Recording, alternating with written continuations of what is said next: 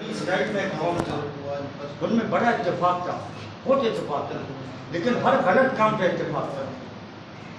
ہمارے یو سی کے صدر ظہیر خان سواتی نے بول دیا کہ کل دیکھو مافیا کتنا تھا اور حق جو نا ایک ہی تھا جو کھڑا ہوا تھا۔ یہ یاد رکھنا کہ یہ مافیا تمہارے خلاف زیادہ ہوں گے، بے شک ہوں گے، لیکن باطل ہمیشہ کا جو ہے نا ختم ہوگا اور حق ہمیشہ غالب آئے۔ پھر قرآن کریم پھر فرماتے ہیں کہ دیکھو حق کے ساتھ کھڑا رہو، حق بولو۔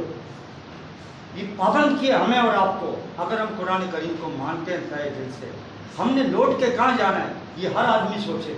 یہ کسی اور کا لڑائی نہیں لڑ رہے ہو تم، جتنے بھی لوگ ہیں وہ اپنا لڑائی لڑ رہے ہیں، اپنے بچوں کا لڑائی لڑ رہے ہیں۔ آخر اسرائیل علیہ السلام نے تمہارے گھر تو آنا ہے نا، اس کو تم روک نہیں سکتا ہے۔ جہنم اور موت یہ دو ایسی چیزیں جس سے ڈرا جاتا ہے، لیکن جہنم سے نہ ڈرو، وہ ٹل بھی سکتا ہے۔ موت سے ڈرو کہ یہ نہیں ٹل سکتا۔ کل قیامت کے دن ایک عدالت اور بھی لگے گا جس میں ہم اور آپ حاضر ہوں گے۔ وہاں پر پوچھا جائے گا کہ میں نے تمہیں جوانی دیا، تم نے کہاں خرچ کیا؟ میں نے تمہیں مال دیا، تم نے اس مال کا کیا کیا؟ میں نے تمہیں علم دیا، اس علم کا کیا کیا؟ سوا نیزے پہ جھوٹ ہوگا، تانبے کا زمینوں پر تمہارا پیر پسا ہوگا۔ جب تک 3 سوالوں کا جواب نہیں دو گے تیرا پیر زمین نہیں چھوڑے گا، اور یہ ہمارے کوپڑیوں میں خون سے ابلتا رہے گا، ایسے ابلتا رہے گا گرمی سے۔ لیکن وہاں موت نہیں ہوگا، موت مر جائے گا، وہ ہمیشہ اسی حال میں بھی زندہ رہنا پڑے گا ہم کو۔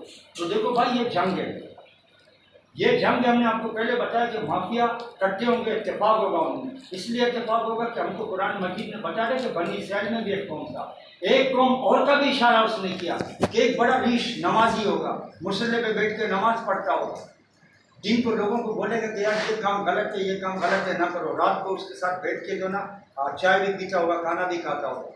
تو جب جبرائیل علیہ السلام کو بھیجا کہ ان کو تباہ کرو، تو یہ جب نمازی کو دیکھا پریشان ہو گئے، یہ تو نمازی ہے اللہ کا۔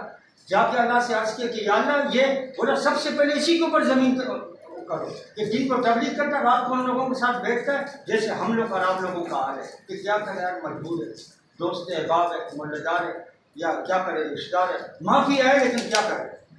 پھر ان کا ہم کھاتے پیتے بھی ہیں، ان کے ساتھ محفل بھی کرتے ہیں، ان کے ساتھ یہ یاد رکھو کہ یہ قرآن نے واضح فرمایا کہ ان سے دور رہو۔ پھر فرمایا ہمارے امیر المومنین نے، عمر بن عبدالعزیز رحمۃ اللہ علیہ نے، ایک گورنر کو معطل کر دیا جب وہ خلیفہ بنے۔ وہ گورنر حیران ہو گیا کہ سب گورنر اپنے اپنے جگہ پہ، میں معطل ہو گیا۔ کچھ وفد لے کے آ گیا امیر المومنین کے پاس کہ بھائی آپ نے مجھے معطل کیا؟ بولا ہاں۔ بولا مجھے وجہ سمجھ میں نہیں آئی۔ بولا حجاج بن یوسف کے ٹائم پر آپ گورنر تھے؟ بولا چند دن کے لیے تھا۔ بولا صحبت کے لیے اتنا ہی کافی ہے۔ دیکھو جس کے صحبت میں رہے گا یہ رنگ تمہارے اوپر چڑھے گا، لازمی چڑھے گا، یہ نہ بولو کہ نہیں چڑھے گا، کیونکہ یہ ایمان میں جو ہے نا خلل آ جاتا ہے۔ ہمارا ایمان ہے جو ہمارے بزرگوں نے، بڑوں نے، صحابہ کرام نے کیا ہم کو کرنا ہی ہم پہ لازم ہے۔ ان سے اللہ راضی تھا، ہم سے اللہ تب راضی ہوگا کہ ان کے نقش و قدم پہ چلے گا۔ اصل ہم نہیں کر سکتے لیکن نقل چڑھیں گے۔ دیکھو یہ حق کا جنگ ہے۔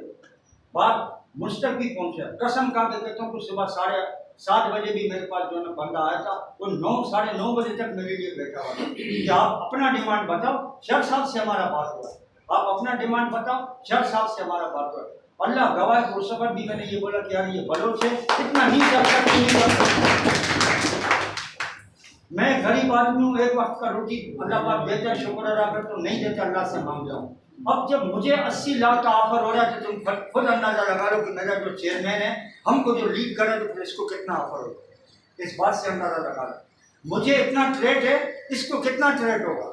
ہمارے جو ہے ضعیف بھائی نے بتایا، یقین مانو کہ میں نمازوں میں بھی اس کے لیے کل دعا کر رہا تھا کہ یا اللہ اس کا زبان کو ایسے چلا دے کہ ہمارا ترجمانی کر سکے گے۔ مجھے معلوم تھا کہ اس کو روکیں گے۔ دیکھو ضعیف کا مثال ہمارے اندر پتہ کیسا، ایک تال میں سارا سفید پھول رکھ دو، سارا بھر دو، اور ایک بیچ میں گلاب رکھ دو۔ ضعیف ہمارے لیے ایسا ہے کیونکہ پارٹی عہدے دار ہے، اس کو بڑھانا چاہیے۔ اس طرح دیکھو گلاب کتنا اچھا لگتا ہے سارے موتیوں میں، الگ سا رنگ ہوتا ہے، یہ گلا ایک الگ سا رنگ تھا جو ادھر کھڑا ہوا تھا۔ یہ ہمارا اور آپ کا نمائندگی کر رہا تھا۔ ہمیں اور آپ کو چاہیے کہ اس کا ہاتھ مضبوط کرو، آئندہ اللہ ایسا پروگرام دے گا تاکہ یہ کھڑا ہو ہمارے لیے، ہمارا نمائندگی کرتا ہے۔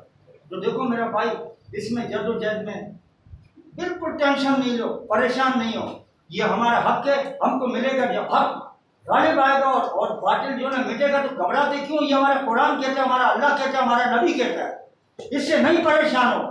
کہ یار یہ تو ووٹ ہیں، مال والے ہیں، عہدے والے ہیں، قبضہ کرنے کا خدا کی قسم ایک انچ زمین بھی تمہارا یہ نہیں لے سکتا ہے، بشرطیکہ کہ تمہارے اندر اخلاق ہو، زبانی کلامی نہیں، اندر کہ اللہ کو دکھاؤ کہ یا اللہ مخلص ہیں اپنے اس کام کے لیے۔ ایک ہے تو کیا ہو، دیکھو مجھے معلوم نہیں تھا کہ آپ لوگوں نے 2014 میں کیس لگایا تھا، قسم کھا کے کہتا ہوں کہ مجھے معلوم نہیں تھا۔